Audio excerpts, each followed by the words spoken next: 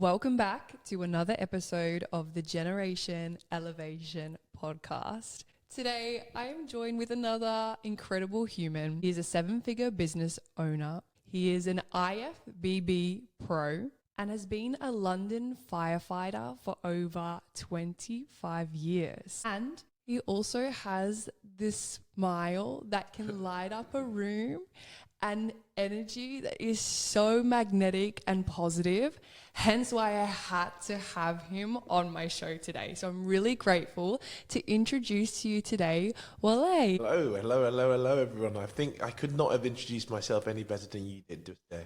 Absolutely fantastic. Thank you. Like I said, I'm really grateful to have you on today. So the way that this podcast will work is I'm thinking we start off with how we met, first of all, and then I'd love to hear about your story. But before we get into that, for the listeners, if they're just clicked onto this podcast today, speaking from your heart, the first words that come to mind, why should they keep listening? Good question. Why should you keep listening? Looking at me, you probably think this guy's got a wealth of confidence and he's going to be successful in anything he does. But I looked to myself as a failure for a very long time in my life. I never thought I'll be at the stage of my life that I'm in now. And even now, I still fear some of the things that I fear. One of the biggest fears that I have is going broke. I have like reoccurring nightmares of running out of money, going broke. I probably have the most amount of money that I've ever had right now, and I still fear going broke. So for those that are listening, it would be about pursuing your dreams regardless. I think it's important to pursue your dream regardless, and also you need to have an element of facing up to your fears, and I would say therapy. There's a lot of things that are a reoccurring nightmare that I've actually I've made up stories in my head of what's happened before they've even happened, and none of the stories that I've made up in my head has ever happened. I remember when I was younger, my mum would actually always tell me that majority of the things that I would worry about would never happen. And because I used to worry a lot as a kid, and I would always use that as an affirmation growing up, that like most of the time the things that I worry about aren't true or never happen. And so it's like, okay, focusing on what I can control versus what I can't. Yeah, I think a lot of people in life, I'm sure I'm not the only one, especially guys, you know, with social media these days is a bit overwhelming, and you're made to kind of be successful, act successful, walk and talk the walk. And for me, I always fear of, I guess, is keeping up with the Joneses. Am I doing the right things? Am I pushing my business in the right direction? And just at the beginning of this podcast, that you said, let's set an intention for today. That felt really wonderful. And I just felt like that's really good, because you said that our intention is to speak from the heart and let this podcast be listened to by those that need to hear it. I think that's so important. And the same with anything that you do in life, leave it, I'll say, to God. If you don't believe in God, leave it to the man upstairs, or leave it to the woman upstairs, leave it to whoever. But set an intention from your heart, and what will be will be. Don't spend your life worrying about spilt milk that you can easily clean up and start again. Oh, what an amazing start to this episode. If you're listening to this right now and you own a business, if you have been experiencing nightmares, if you've been experiencing that stress of like comparing yourself to other people, or you have that goal and maybe you felt your mindset hold you back a little bit, like, keep listening to this episode, because I really feel we're going to delve into some beautiful mindset shifts and perspective that are going to help you. So, Wale, when we first met, I just remember your energy. You was just so positive. I was like, whoa, this guy. And plus, obviously, you're a bodybuilder. And for me, in my past history, like, I dabbled in competing. So when we first met, we were like, you train hard. Let's train. And I had so much fun training with you. Like, to be honest, like between you and I and like the listeners, I really don't love training with other people. Like I love my own sessions. So when people say, yeah, let's train, I'm like, oh, bro, I don't want to train with you. Like, no.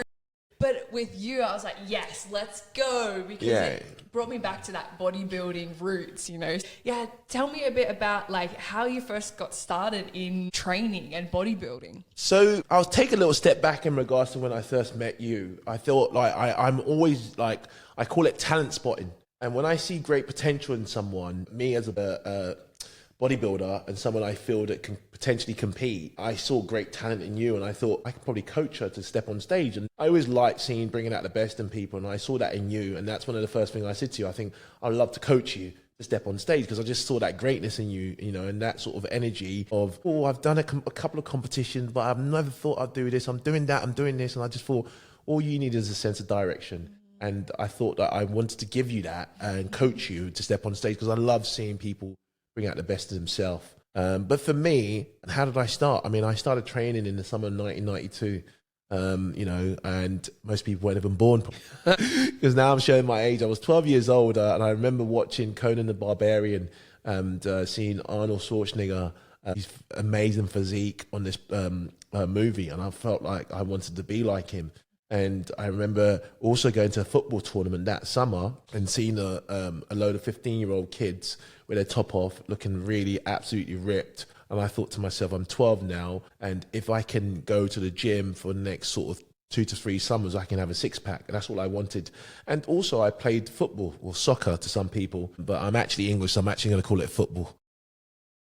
That was a big transition for me coming into the UK. Yeah, I'm actually English, so I'm going to call it football. So I played football, and I was a centre-back, played defence and played centre midfield. So, and I wasn't a big kid, you know. I was actually smaller than the rest of the kids. So I thought, you know, if I carried on training, it would help me on the football pitch and enhance my physique to where I want it to be. And to be honest with you, you know, at 12 years old, there was no social media back then in 1992. There was no Instagram, there was no Facebook, there was no TikTok, there was no YouTube, there was no place to go for references other than magazines and the local gym. So, you know, you used to go to the gym and look at the guy who's got probably the biggest guy in the gym, and, you know, try and mimic what he's doing, what I would anyway, follow him around the gym and try and mimic what he's doing in the summer of 1992. But the passion for training, still the fire, and I mean the passion, the fire still burns deep inside of me, because it's helped me a lot for a lot of my sort of mental, I wouldn't say mental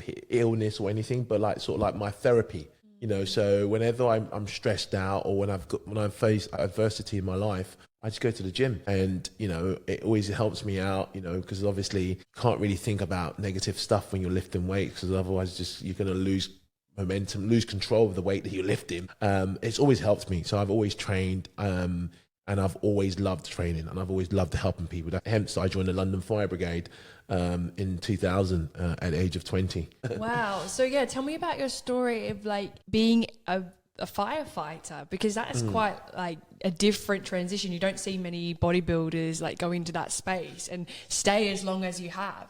Yeah, so being a London firefighter is a job that I love with great joy, and I serve my community, and I believe I was put on this earth to serve.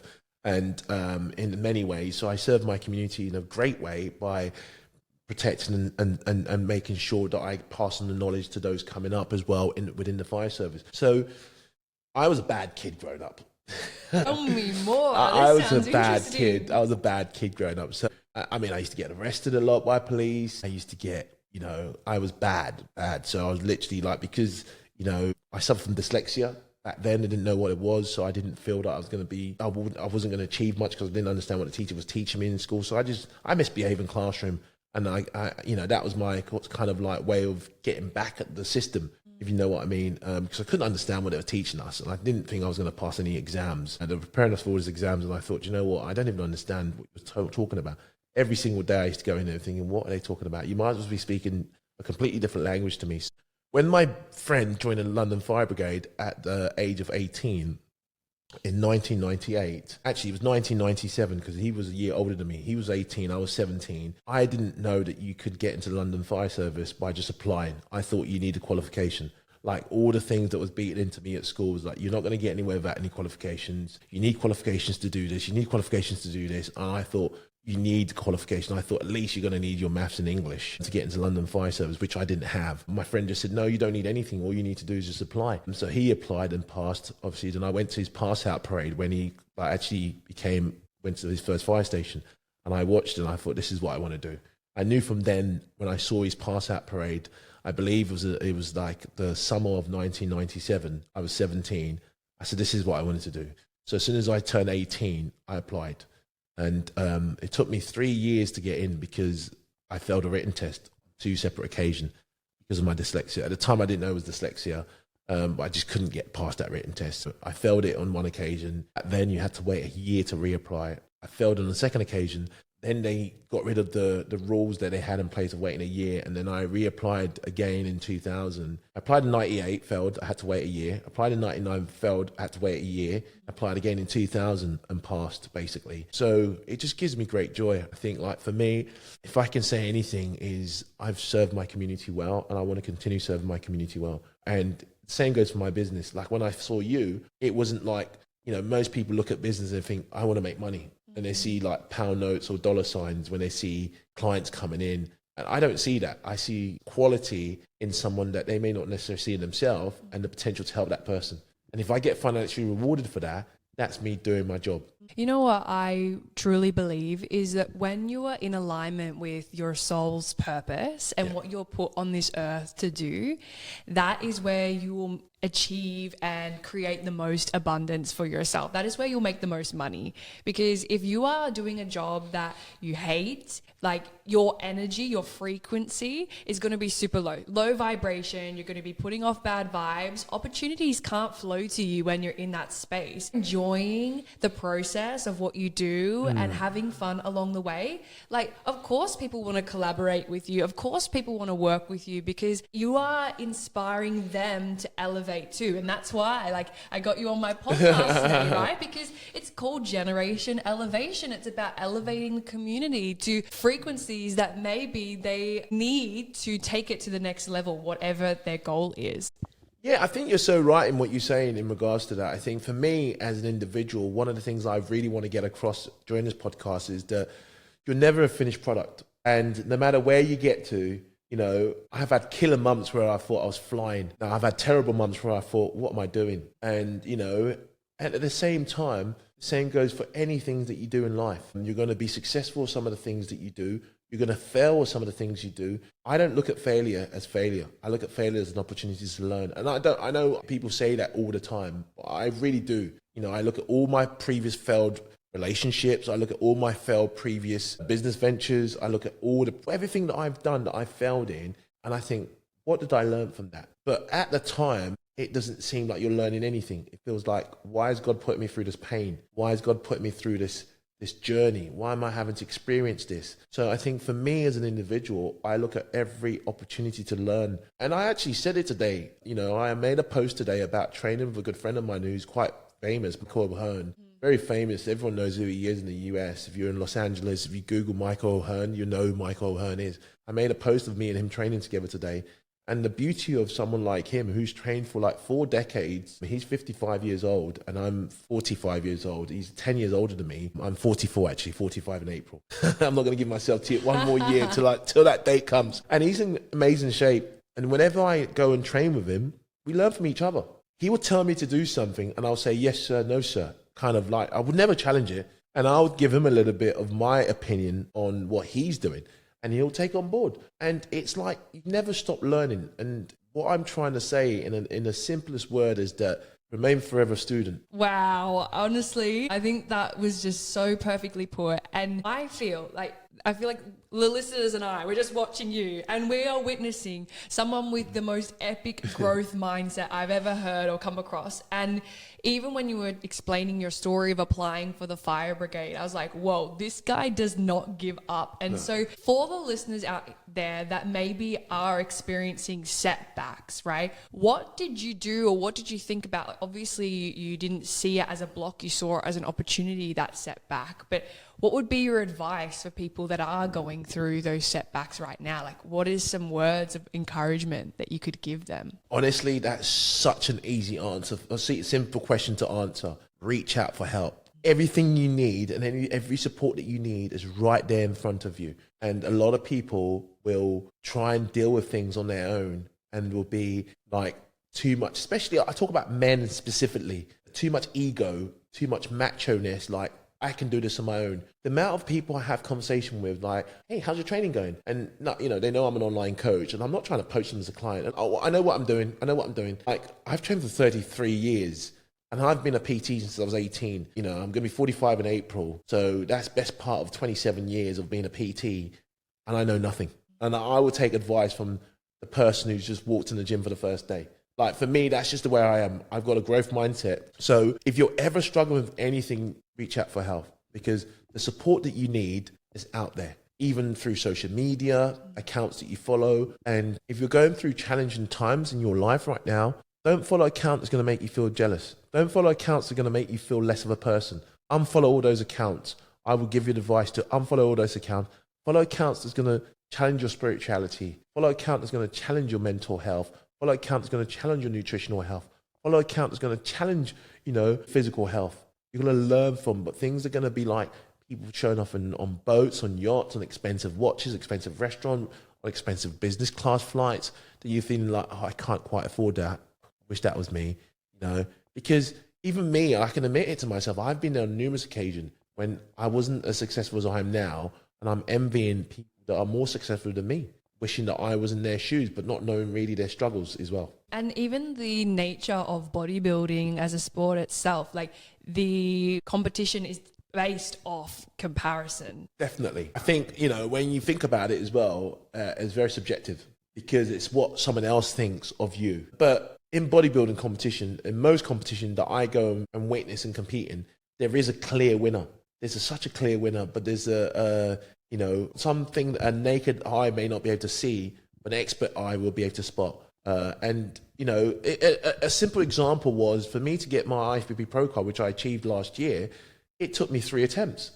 It took me 3 different competitions to get it. One competition I had to do a regional show. Then I had to go for Pro Qualifier, which I failed miserably. I think I came second in my category, so I couldn't really compete for the overall to win a Pro card. Then I had to then go to France, travel away to France to compete in that show where I won my Pro card. So I think one thing I always learn from failure is how can I improve? Where can I improve? And how can I improve? Who can I reach out for help? And who can ask the necessary questions? Speak to the judges after the show and say, what do I need to improve? But if you're going through challenging aspects of life, another advice is, someone gave me this and I love it. Tell us. Nothing lasts forever. If you're happy right now, your happiness is not going to last forever. If you're sad right now, your sadness is not going to last forever. Remember that.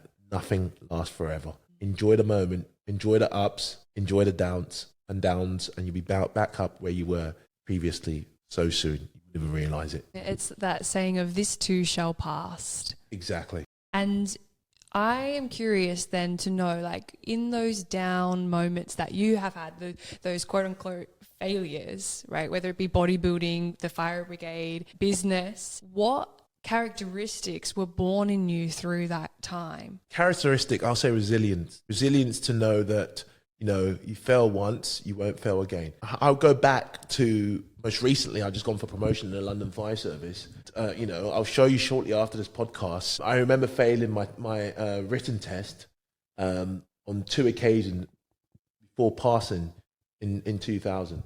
I just went for promotion and I scored 100% across the board. In a presentation, you had to give a presentation, you had to deal with a case study, and then you had to do some interview questions based around our values at the moment within the fire service. And I scored 100% across the board.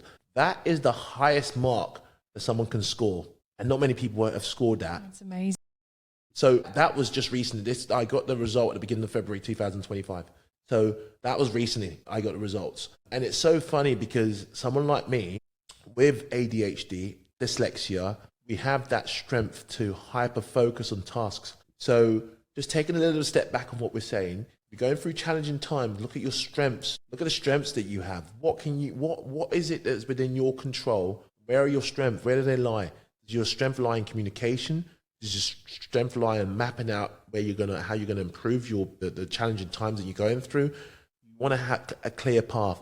And one of the things that I always believe in is, even as a business owner, I have a business coach. Why am I going to go through business and find all of the challenging hurdles and try and deal with them myself when I can just go and pay someone for that information that's been through that challenges and they know how to solve it? When I'm going through that challenge, they can help me solve it. You almost speed up time.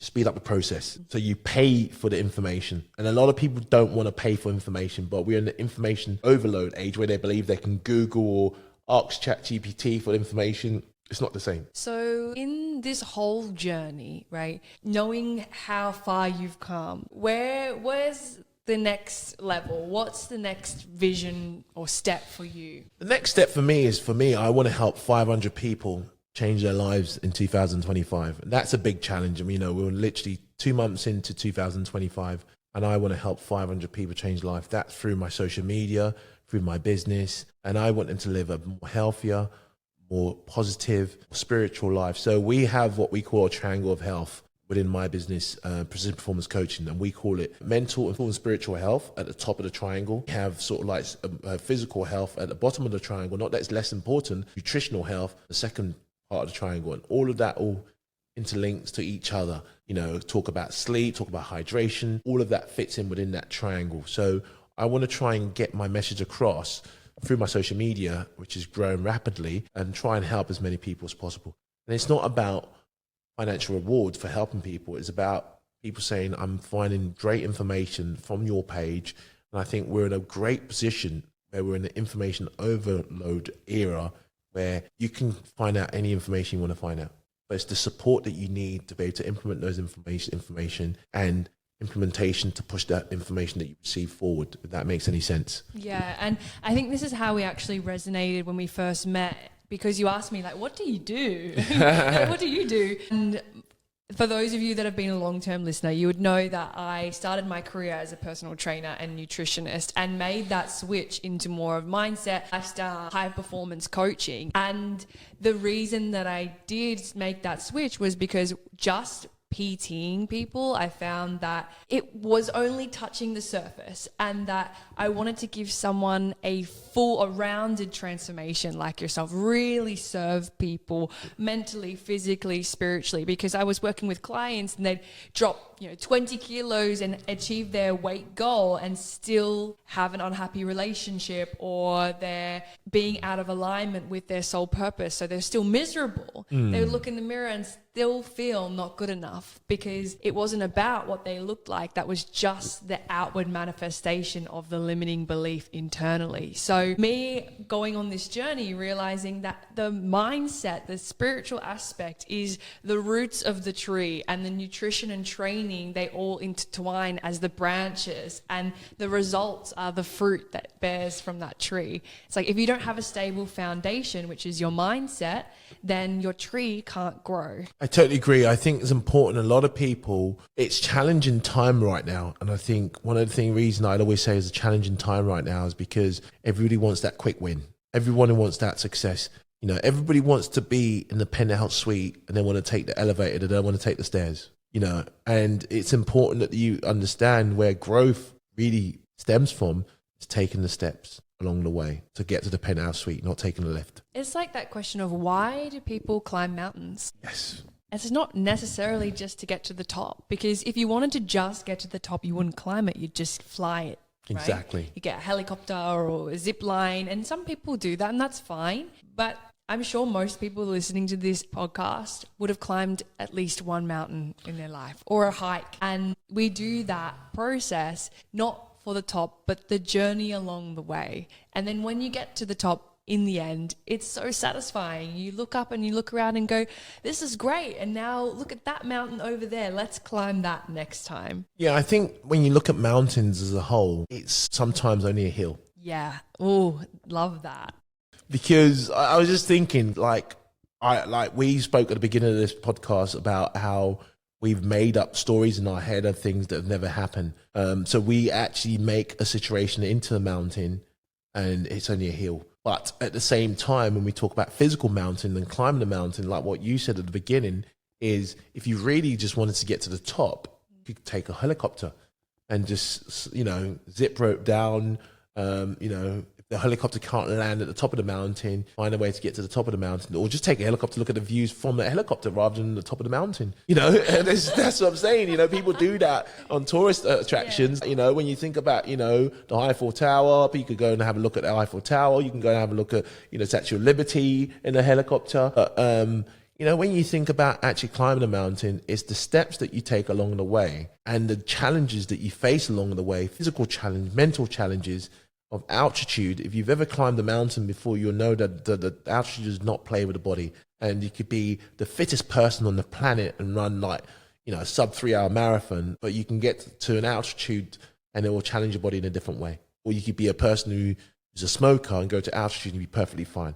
You don't know how it's going to react on the body. So for me, life is challenging, but the challenges is what make us who we are. And bring it back to bodybuilding, right? To grow a muscle, the fibers of your muscle belly have to tear slightly, right? Yeah. And then as you replenish and recover, the fibers overlap each other on that tear, and then you get muscle growth. And that's kind of like life, where sometimes, this is my favorite thing or quote you could say, is sometimes life breaks you down. Yeah. To break you open. You're open, you're able to impact and influence the world. The world needs more people that are open. I totally agree. I think using the analogy that you used earlier in regards to muscle fiber and how it grows and how it becomes stronger, life is breaking you down to make you stronger. And I think if you were not experiencing all the challenges that you face in life, like I wouldn't be the person I am today if I didn't suffer from dyslexia. I wouldn't hyper-focus on tasks if I didn't have ADHD and dyslexia. I hyper-focus, like you give me a task and I will be like, lock myself in a room and I'll find out how to do it. It's like a superpower. Yeah, it is. Just get my mobile phone away from me, because the biggest distraction I have is my mobile phone. I literally just put it in another room, get it away from me, and then I just focus on what I'm doing, because then it's just like I forget about looking at my mobile phone and all I'm just focusing on is the task at hand. Like, just taking it back a step again, whatever disadvantage or disability you may have as an individual, or whatever challenging tasks that you're facing, hone in on your superpower. Know that there's nothing that you can't overcome as a human being, or female, whatever challenges you're facing. I just think I faced so many challenges in my life that I thought would finish me. But at the same time, overcoming those challenges made me who I am. So perfect. Okay, the listeners, they want to write notes. They want to write some stuff down, or they want to at least like take a mental like recording of what you're about to say, because I know it's going to be so good. For people that are going through a tough time right now and maybe needing those words of reassurance, like how do you affirm to yourself in those challenges to keep going? Like what is your self-talk like when you're faced with a challenge? That's such a good question. And one of the things that I always say to myself is there's no challenge that we've faced that we have not overcome. And honestly, no challenges that I faced in life so far, in my 44 years alive, that I have not overcome in one way or another. Maybe physical challenges, financial challenges, spiritual challenges. There's nothing that I've faced that I have not overcome. So like I said to you earlier, nothing lasts forever. Just know that whatever challenges you're facing right now, you can overcome it. And there's no special word out there that I can tell you, but just wake up. Because sometimes, even I do it sometimes, when I'm going through a challenging time, I don't want to get out of bed early. You know, I sleep in to like 8, 9 a.m. instead of getting out of bed at 6 a.m., what I normally do. I start finding myself, I start filling my head with excuses why I'm not doing my early morning workouts, you know. And you have to just break out of that. Break that repetitive pattern. Write some affirmation down, things that you want to achieve. Sticky note, like you mentioned that, you know, this place where you're living right now, that you manifested it. Sticky notes, I love sticky notes. Like whoever invented sticky notes is a legend, you know, because I've got sticky notes all over my desk, you know, with just things written on it, and I just stick it up. So when I'm sitting at my desk working, I can see that note at the corner of my eye, and it just reminds me of things, the reason why I'm doing the things that I'm doing. So, you know, have a vision board. Another thing as well, that you can look at yourself and think, I'm down now. Now this is the best time to like really visualize what I want. I do one of the weirdest thing I do is I know I wouldn't advise this, by the way.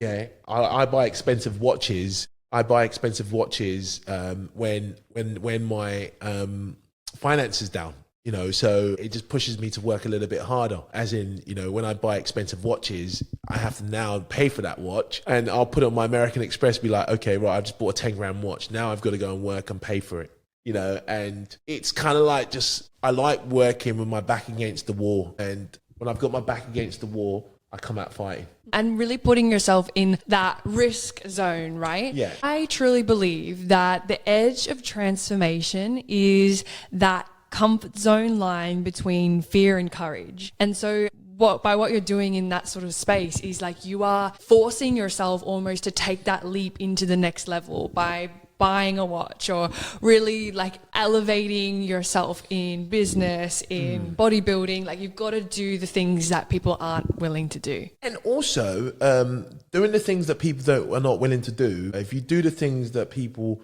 are not willing to do today, you'll be able to do the things that people can't do tomorrow. So just remember that you're making the sacrifices today to do the things that people won't do. People won't sacrifice time. People won't sacrifice spending, hours on end, or not going out with friends, or not going to bed. Like, I wouldn't advise it as well, working yourself silly into midnight and things like that, because I think sleep's so important. But for me, do the things that you don't want to do today, so you could do the things that people can't do tomorrow. And for me, when I say I buy expensive watches as well, is when I look at that watch, it reminds me of the time of the struggle, and it has more of a sentimental value to it than actually, the actual name of the watch being a Rolex or Cartier. It's not the part, it's just the sentimental value of, I bought this when I was down, flat, and now look at us. Oh, that's brilliant. Okay, so you did drop the word like manifestation and visualization as well, which I think is so great. And I knowing you of course. However, people listening and people that maybe follow you on your account might assume differently about you, that this might actually come as a surprise that you speak of manifestation. So I'd love to hear like what that means to you and how you manifest, or you've manifested your life so far. So manifestation and visualization is very important to me, because for me, when I look at my life, I don't think my life is going to be what it is today. But by consistently visualizing where I want to live, what car I want to drive, how I want to look, I've manifested a life that's full of purpose. Visualization is like one of my goals for 2024 was to become an IFBB pro, which I did because I just knew I was going to do it. So I visualized that. So when I visualize something, it's almost like I already achieve what I want. So I'm visualizing myself being an IFBB pro, living in the place that I want to live, driving the car that I want to drive, flying to places that I want to visit. And I guess these are all materialistic things that I'm talking about, but I think I wouldn't say that's the indication of success, but coming from a life that I came from, that was the things that was going to be like, we made it. We did the things that we said we're going to do. So manifestation of believe in yourself, of what you want, like vision board. I love vision boards. So I always have a vision board. The beginning of a year, every year is a great time to do it. So get yourself like a little pin board and get yourself some, magazine cutouts. You can buy these vision boards cutouts now on Amazon. You can. So I actually bought a book myself, a vision board book, which is kind of have month by month, and you can, set tasks for each month. And I think for me, you have to manifest the things that you want, because believe it or not, if you tell yourself it's going to be a shit day, it's going to be a shit day. You've manifested that. If you tell yourself it's going to be a great day, guess what? It's going to be a great day. You've manifested that. And then if you visualize yourself doing good things and getting financial reward for it, guess what? You visualize and you manifested that. And it's like me manifesting, say for example, be realistic with the things that you're manifesting and visualizing. If I say I want to be an astronaut, I can be an astronaut. There's nothing stopping me, but then I have to start taking the steps to become an astronaut. Yeah, and is that truly in alignment with what your heart desires? Exactly. Probably not. Exactly that. So it's look at the things that you're manifesting and look at the direction you're taking your life, and ask yourself every day, is the thing that I'm doing taking me closer to the things that I'm manifesting, or taking me further away? Because like people might see you in the gym and they might assume that like this is totally not your vibe. And that's why I feel energy attracts energy. So when we first met, I was like, yeah, this guy, like he's great. You're open. And you even came to my breathwork and meditation class. Like how was that experience for you when you came to my class? I thought it was very unique because honestly, because I had my eyes closed and I was breathing. Obviously, you were very good in the class and you were conducting the class very well. And I was extremely cold, and I thought it was the room temperature changing, but it wasn't actually the room temperature. So I had almost like I would say an in-body and out-body experience I've never experienced before.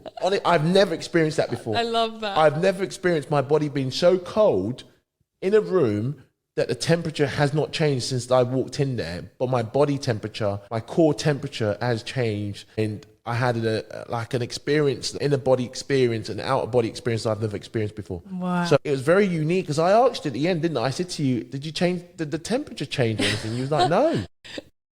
And I was like, wow, honestly, I've never experienced that. So the importance of breath work is underestimated. And I think with me, I got ADHD, so my attention span is like a goldfish. So to get my attention span for a whole class without me getting distracted or something, like get me out of here. I know, like without getting me out of here, like it's really, really good. You know, even like when I work at home, I got to work in like chunks of like 20 to 30 minutes. I can't do longer than that.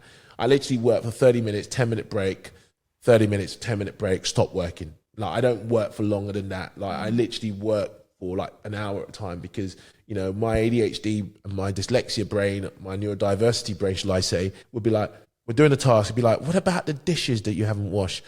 What about the clothes that needs to be put in the washing machine? What about that phone call that you need to make? So it's literally like, I'm like, let me just focus on one task at a time. And, you know, I'm really good at writing to-do lists, but I'm really good at not following it. Well, I think a lot of people will probably resonate with what you've said here. And even just like when you have a task and you're like, okay, I'll just multitask. I'll watch Netflix on, and I'll listen to a podcast, and I'll do my like studies, and I'll reply to this email, and I'll like scroll Instagram, and you're doing all of these things at once. It's like most people would assume that would be more productive, but it really isn't, because you're not taking in really any information at all. It's just half-assing everything. Yeah.